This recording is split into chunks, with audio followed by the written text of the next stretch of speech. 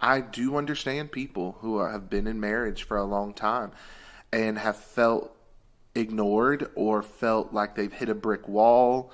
And when you let so much time pass, it could be 5 years in a Mm-hmm. crappy marriage. Mm-hmm. And you're probably listening to us like, what do you mean asking the right questions? He won't even sit down to have a conversation with me.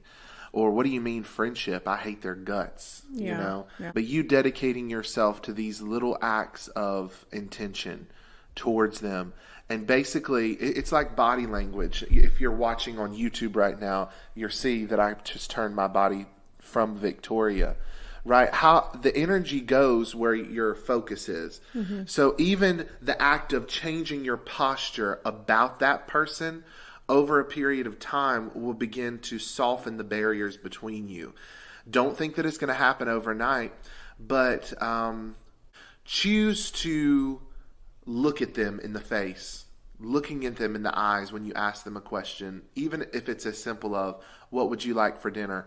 Look them in the eyes, because when bitterness sets in, we adapt these coping mechanisms so that we don't have to deal with what's in front of us, which is a really sucky marriage. So we start avoiding them with our body language. When we ask them questions, it's while we're doing something like the dishes, and we're talking at them instead of talking to them. Mm. So even changing your posture, your attitude about them, even if you still have anger towards them, making an intentional effort to forgive and change your posture towards them in an act of service will soften their heart to be able to open these lines of communication one at a time. Sometimes you're the only one doing the work, and that's tough. I feel you out there. But stay committed.